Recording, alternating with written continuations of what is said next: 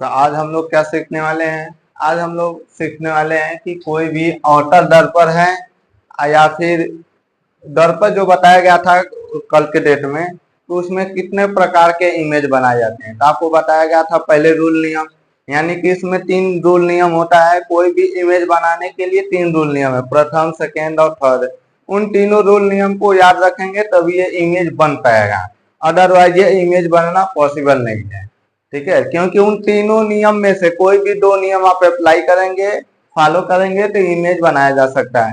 तो आपको उस टाइम बताया गया था कि अवतल दर्पण में 6 प्रकार के प्रतिबिंब बनते हैं और उत्तल दर्पण में 2 प्रकार के प्रतिबिंब बनते हैं। तो हम सबसे पहले देखेंगे कि वो कौन कौन सा पोजीशन होता है जहां पर हम कोई भी वस्तु को रखें और अवतल दर्पण में उसका प्रतिबिंब कहां पर बन रहा है, यानी इमेज कहां पर बन रहा है, ये हम देखेंगे। तो जैसे कि सबसे फर्स्ट स्थिति होती है, फर्स्ट या ये कह सकते हैं फर्स्ट जो हमारा पोजीशन होता है या स्थिति होती है कि जब वस्तु कहां पर हो, अनंत पर हो।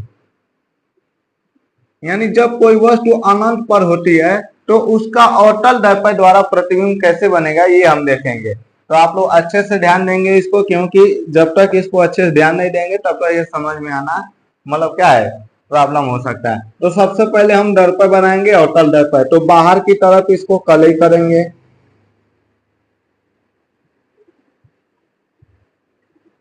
ये हो गया हमारा अवतल दर्पण। अब आपको सबसे पहले क्या बनाना है, मुख्य अक्ष बनाना है।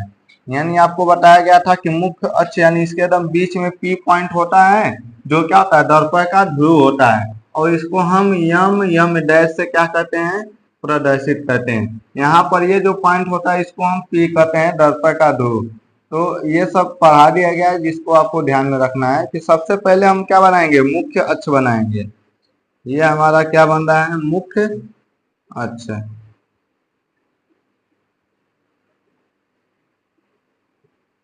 तो अब ये हमारा हो गया मुख्य अक्ष। अब हम वस्तु की स्थिति कहाँ दर्शाएंगे, अनंत पर दर्शाएंगे। यानी कि हम कहीं ना कहीं ये जो भी हमारा दर्पण है इससे हम दूर रखेंगे। हम मान लेते हैं यहाँ पर रख दे रहे हैं इसको। ये हमारा क्या है, वस्तु है। ये हमारा बहुत दूर पर है, इसलिए इसको हम डॉटेड लाइन से दर्शा रहे हैं। ठीक है, यदि ये बहुत पास रहता तो इसको एकदम क्लियर लाइन से दर्शाते, लेकिन ये हमारा क्या है, अनंत पर है, तो इसलिए इसको हम क्या किए, डॉटेड लाइन से दर्शाएंगे। अब आपको क्या करना है, हम जानते हैं कि यदि कोई भी वस्तु अनंत पर है तो वहां से जो प्रकाश किरणें आती हैं हमेशा क्या आती है, समांतर आती है। क्योंकि जैसे जो हम कहते हैं कि जो अनंत पर कोई भी वस्तु है या हम वहां पर कोई लाइट यदि हम फ्लो करा रहे हैं तो वहां से जो लाइट आएगी हमेशा क्या आएगी, एक दूसरे के समांतर आएगी।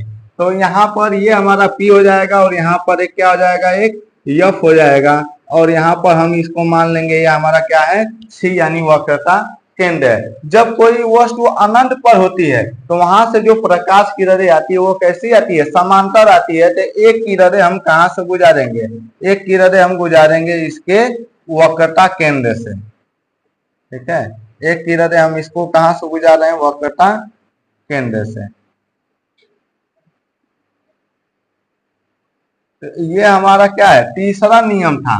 तीसरा नियम हमारा ये कहता है कि यदि कोई प्रकाश किरण वक्रता केंद्र से होकर जा रही है तो अवतल दर्पण से टकराने के पश्चात उसी माध्यम को दोहराते हुए वापस लौट जाएगी। ये आपका कौन सा नियम है, तीसरा नियम। अब एक हम कोई भी एक प्रकाश किरण कहां से गुजारेंगे, फोकस से गुजारेंगे।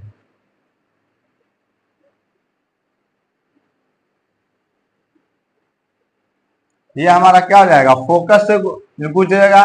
और आपको एक दूसरा नियम क्या बताया गया था, जब कोई प्रकाश किरण मुख्य फोकस से होकर आ रही है तो दर्पण से टकराने के पश्चात मुख्य अक्ष के क्या हो जाती है, समांतर हो जाती है। ये आपका क्या था, दूसरा नियम था। तो हम क्या करेंगे, मुख्य अक्ष के इसको हम समांतर बना देंगे।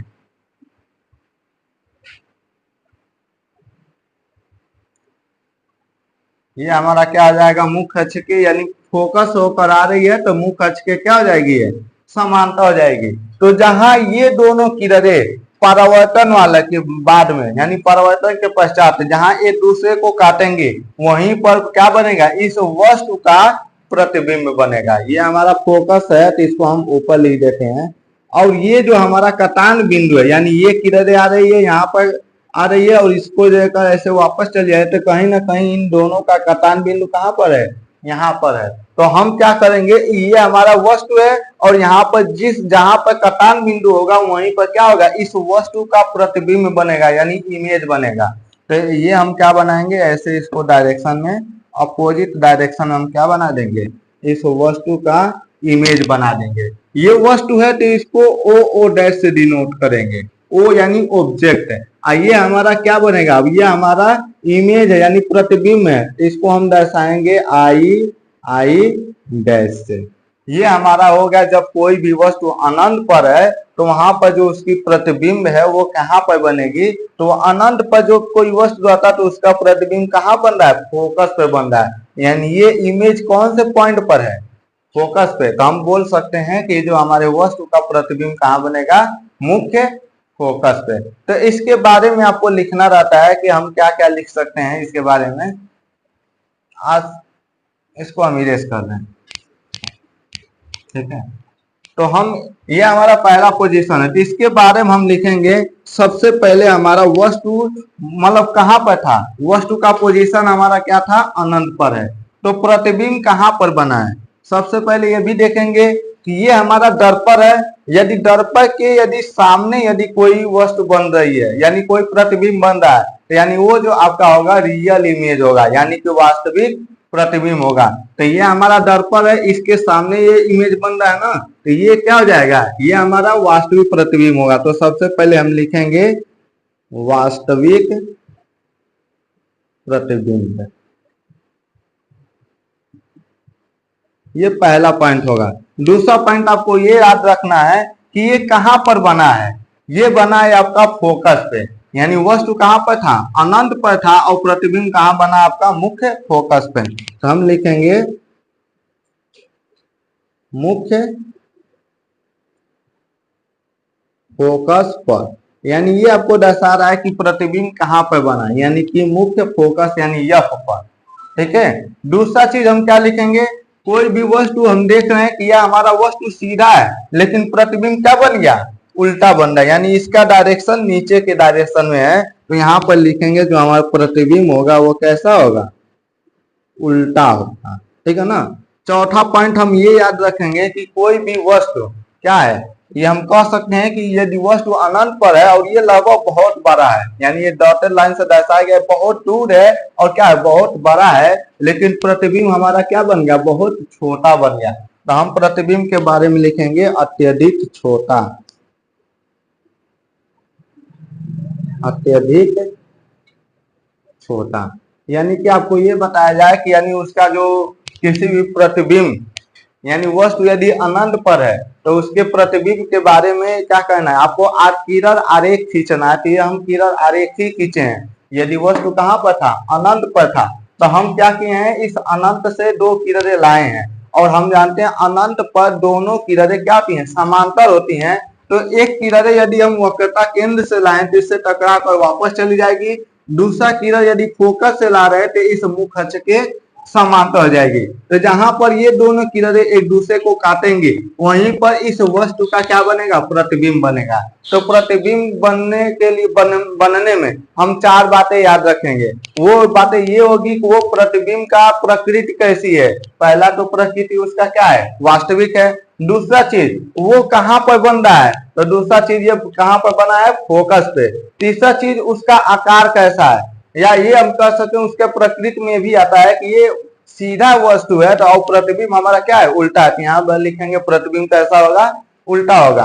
अब उसका आकार क्या है, वस्तु बहुत बड़ा था लेकिन प्रतिबिंब क्या है, बहुत छोटा। और ये सब हम किसके बारे में लिख रहे हैं, प्रतिबिंब के बारे में लिख रहे हैं, ठीक है। तो ये हमारा हो गया पहला। अब दूसरा पोजीशन क्या है कि जब वस्तु, यहाँ पर हम इसको लिख रहे हैं, जब वस्तु अनंत व वक्रता केंद्र के बीच में हो, वक्रता केंद्र के बीच हो, ये हमारा है दूसरा स्थिति। अब सबसे पहले हमारा क्या है, ये कहीं ना कहीं हम दर्पण बनाए हैं, और दर्पण हम क्या करेंगे, ये हम बनाएंगे कौन सा दर्पण, अवतल दर्पण यानी कनकेव मिरर। तो हम बाहर की तरफ इसको चांदी की हम कलई या रेड ऑक्साइड लगाएंगे। तो ये हमारा कैसा दर्पण बन गया, ये हमारा बन गया अवतल दर्पण। अब हम इसमें देखेंगे, सबसे पहले हम इसको दर्शाएंगे, ये हमारा जो पॉइंट होगा इसको हम क्या बोलेंगे, P, और ये जो पॉइंट होगा हमारा यम डैश, जो दर्पण का द्वारक होता है। अब यहाँ पर हम क्या बनाएंगे, एक मुख्य अक्ष बनाएंगे, ठीक है, हम क्या बनाएंगे, मुख्य अक्ष बनाएंगे। ये हमारा क्या बन गया, मुख्य अक्ष। इसको हम किससे दर्शाते हैं, यक्स डैश से, ठीक है। अब हम यहाँ पर जानते हैं कि इसके थोड़ा सा साइड में हमारा क्या आता है, मुख्य फोकस होता है, ठीक है, हम यही दर्शा दे रहे हैं, बाद में देखा जाएगा। और ये हमारा होता है वक्रता केंद्र। ये आपको ध्यान रखना है कि कौन सा पॉइंट कहाँ पर रहता है, ठीक है। तो ये हमारा हो जाएगा वक्रता केंद्र। अब हम क्या करेंगे, वस्तु हमारा कहाँ पर है, वस्तु है आपका अनंत और वक्रता केंद्र के बीच। ये हमारा हो जाएगा वक्रता केंद्र, और यहाँ पर हो जाएगा अनंत। इन दोनों के बीच में हमारा वस्तु आएगा, तो कहीं ना कहीं हम यहाँ पर रखेंगे वस्तु को। वस्तु को हम कहाँ रख दिए, यहाँ पे। तो ये हमारा क्या हो गया, ये वस्तु का पोजीशन हो गया, यानी ओ डैश का पोजीशन कहाँ पर हो गया, अनंत और वक्रता केंद्र के बीच। हम अनंत किसको बोलेंगे, इस सर्कल से थोड़ा बाहर हम बना देंगे तो हो जाएगा अनंत। तो ये हमारा क्या हो जाएगा, इस वक्रता केंद्र से थोड़ा परे होगा, तो ये हो जाएगा आपका अनंत और वक्रता केंद्र के बीच। अब आपको क्या करना है, उन तीनों नियम में से दो नियम आपको लगाना है, और उससे क्या करना है, प्रतिबिंब बनाना है। तो हम पहला नियम ये जानते हैं कि जब कोई प्रकाश किरण कहाँ आती है, मुख्य अक्ष के समांतर आती है। पहला हम नियम से क्या कर रहे हैं, यदि कोई प्रकाश किरण मुख्य अक्ष के समांतर आती है, तो इस दर्पण से टकराने के पश्चात कहाँ से वापस जाएगी, फोकस से होकर जाएगी इससे, ठीक है ना, यानी ये आपका फोकस होकर वापस चली जाएगी। तो अब हम दूसरा नियम ये लगा सकते हैं यहाँ पे, यदि कोई प्रकाश किरण कहाँ से होकर जा रही है, वक्रता केंद्र से भी ले जा सकते हैं, फोकस से भी, तो वक्रता केंद्र से लेकर जाए ताकि ज्यादा बेटर होगा। यदि कोई प्रकाश किरण वक्रता केंद्र से होकर जाती है, तो इसी पथ को दोहराते हुए वापस निकल जाती है। ये आपका कौन सा नियम था, तीसरा नियम। इस नियम से हम देख रहे हैं ये दोनों किरणें एक दूसरे को कहाँ पर काटी हैं, इस पॉइंट पर काट रही हैं, ठीक है। तो अब इस पॉइंट पर काटेंगे, तो हम यहाँ पर एकदम इस स्ट्रेट में यानी सीधा एक हम क्या लाइन ड्रा करेंगे, जो कि यही पॉइंट पे हमारा क्या होगा, इस वस्तु का प्रतिबिंब बनेगा, यानी कि आई डैश। ये आपका हो जाएगा इस वस्तु का प्रतिबिंब। अब आपको क्या ध्यान देना है, अब इसके बारे में लिखना है। ये हम भी इरेज कर रहे हैं, ठीक है। इसके बारे में अब लिखना है आपको कि कोई भी इस प्रतिबिंब बन रहा है, तो इसके बारे में ये इमेज क्या कह रहा है, तो इसके बारे में हम लिख सकते हैं, यानी प्रतिबिंब के बारे में,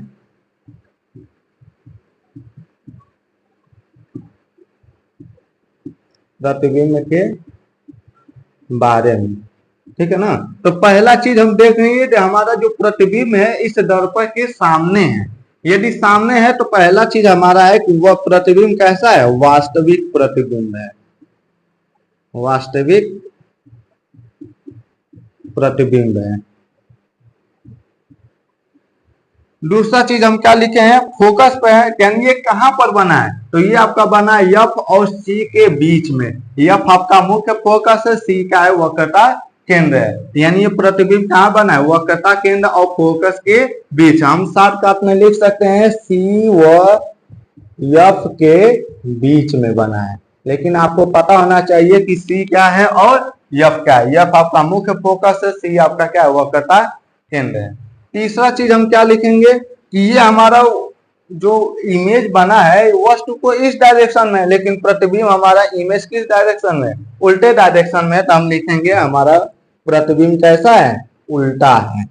चौथा चीज, वस्तु हमारा कहीं ना कहीं इस प्रतिबिंब में से क्या है, बड़ा है, और प्रतिबिंब हमारा क्या है, छोटा है। तो यहाँ पर हम अत्यधिक छोटा नहीं लगाएंगे, बस लिख देंगे नॉर्मल कि हमारा जो प्रतिबिंब है वो वस्तु से क्या है, छोटा है, यानी कि प्रतिबिंब क्या है, छोटा है।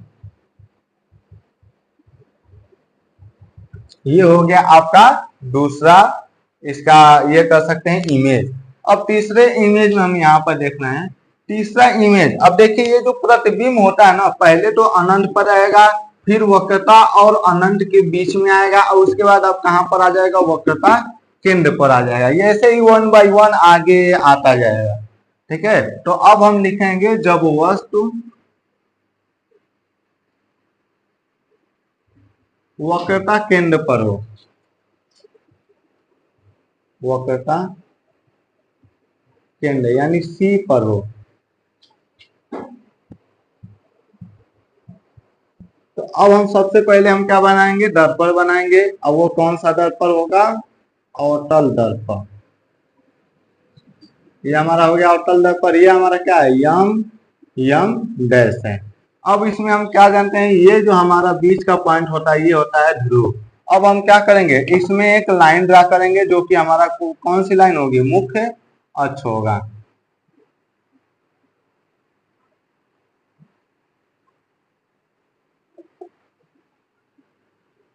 ये हो जाएगा मुख्य अक्ष, जिसको हम किससे दर्शाते हैं, एक्स डैश से।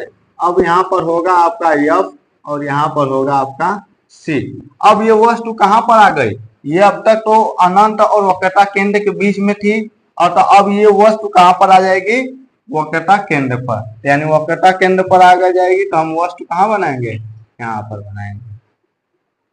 तो ये हो जाएगा हमारा वस्तु, जिसको हम किससे दर्शाते हैं, ओ डैश से। ओ से यानी ऑब्जेक्ट होता है, और ऑब्जेक्ट का मतलब क्या होता है, वस्तु। इसीलिए हम इमेज को ओ डैश से दर्शाते हैं वस्तु को, और इमेज को आई डैश से दर्शाते हैं। अब ये वस्तु यहाँ पर है तो हम इससे क्या करेंगे, किरण आरेख खींचेंगे।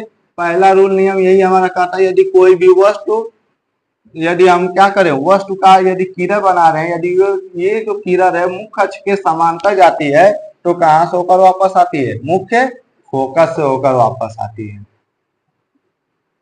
यह हो जाएगा मुख्य फोकस।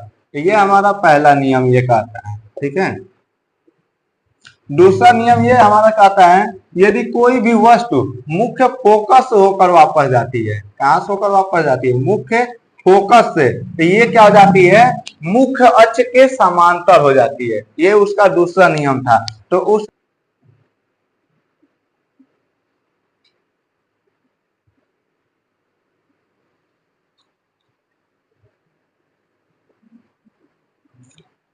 ये हो जाएगा आपका, जब कोई भी वस्तु कहां पर हो, वक्रता केंद्र पर हो, तो उसके लिए किरण आरेख हम क्या बनाएंगे, सबसे पहले जो हमारा मुख्य अक्ष से जाता है, यदि कोई भी प्रकाश किरण मुख्य अक्ष के समांतर जा रही है तो वो क्या होगी, इस दर्पण से टकराने पश्चात तो फोकस से होकर वापस चली आएगी। और हम ये जानते हैं दूसरे नियम से, यदि कोई भी प्रकाश किरण मुख्य अक्ष फोकस से होकर जा रही है तो इस दर्पण से टकराने पश्चात मुख्य अक्ष के क्या जाएगी, समांतर हो जाएगी। तो यहाँ पर ये दोनों किरणें एक दूसरे को काटेंगी, वहीं पर क्या होगा, इस वस्तु का प्रतिबिंब बनेगा। ये सी हम यहाँ लिख देते हैं। और ये जो हमारा प्रतिबिंब बनेगा, इसको हम यहाँ पर बनाएंगे प्रतिबिंब को, तो एकदम ये कहाँ पर बनेगा, वक्रता केंद्र पर ही बनेगा। ठीक है, अब हम इस प्रतिबिंब के बारे में हम लिखेंगे। सबसे पहले प्रतिबिंब के बारे में,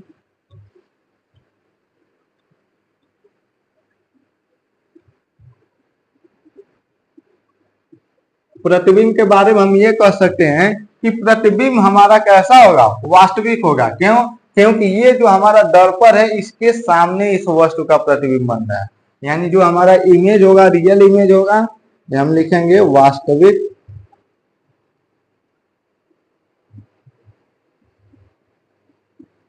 प्रतिबिंब। और दूसरा चीज हम ये देख रहे हैं कि ये कहां पर बना है, ये आपका बना है वक्रता केंद्र पे, वक्रता केंद्र पर ही एकदम बना है। यदि कोई भी वस्तु यदि ये कहां पर हो, वक्रता केंद्र पर हो, तो उसका प्रतिबिंब हमेशा उसी पर बनेगा। ठीक है, तो हम कह सकते हैं कि वक्रता केंद्र पर, ठीक है, यानी सी पर। तीसरा चीज आपका ये भी देखा जाए तो ये वस्तु ऊपर के डायरेक्शन में, जबकि हमारा प्रतिबिंब नीचे, यानी ये कैसा है, उल्टा है। ठीक है, और चौथा चीज ये देखा जाए, जितना यदि लंबाई वस्तु का है उतना ही लंबाई उस प्रतिबिंब का भी है। इसको हम दर्शा सकते हैं आई डैश से। ये हो जाएगा आपका ओ डैश और ये हो जाएगा आई डैश। यानी हम ये कह सकते हैं कि वस्तु के बराबर। इसका आकार कैसा होगा? वस्तु के बराबर होगा। ठीक है, तो ये हम इसके बारे में हम कह सकते हैं कि यानी कोई भी प्रतिबिंब कहाँ पर बना है और कहाँ पर रखा जाए तो उसका प्रतिबिंब कहाँ पर बनेगा। इसमें टोटल 6 प्रकार के प्रतिबिंब बनते हैं अवतल दर्पण में, जिसमें हम 3 देख चुके हैं और 3 अभी आपका रह गया है। तो आपको इसको रिवाइज करवा दिया जाए तो यानी कि कोई भी यदि वस्तु अनंत पर है तो उसका प्रतिबिंब बनेगा मुख्य फोकस पे, और वो कैसा होगा? छोटा होगा, अत्यधिक होगा, वास्तविक होगा। यदि कोई भी वस्तु अनंत और वक्रता केंद्र के बीच में है तो वो प्रतिबिंब बनेगा आपका फोकस और वक्रता केंद्र के बीच में, उल्टा होगा, वास्तविक होगा और छोटा होगा। यदि कोई भी वस्तु आपका वक्रता केंद्र पर है तो उसका प्रतिबिंब भी उसी पर बनेगा, वक्रता केंद्र पर ही, और उसके बाद हम कह सकते हैं कि वो उल्टा होगा, वस्तु के बराबर होगा। ये आपको स्थिति ध्यान रखना है, और वो प्रतिबिंब कहाँ पर बन रहा है उसके बारे में आपको ध्यान रखना है। और किरण आदेश कैसे खींचा जाए ये आपको क्या करना है? अपने से हाथ से नहीं खींचना, आपको स्केल लेना है, कंपास लेना है, और उसका ये टोटल अच्छे से दूरी मेंशन करना है कि फोकस उसका क्या होगा? वक्रता केंद्र को उस सर्कल का जो भी होगा उसका केंद्र होगा, और उन दोनों के बीच में जो डिस्टेंस होगा वो आपका होगा फोकस। यदि थोड़ा सा भी ये दूरी चेंज हुआ तो ये इमेज आपका गलत हो जाएगा। इसलिए आपको जब भी ये बनाना होगा तो हमेशा क्या करेंगे? कंपास और स्केल का यूज करेंगे, मेजरमेंट अच्छे से करेंगे, क्योंकि आपका इमेज है ये सब पूरा डिपेंड मेजरमेंट पर ही है। यदि थोड़ा सा भी डिस्टर्ब हुआ तो आपका इमेज गलत बन जाएगा। तब तक के लिए इसको नोट कर लीजिए, और नेक्स्ट 3 टॉपिक है उसको हम नेक्स्ट वीडियो में देखेंगे।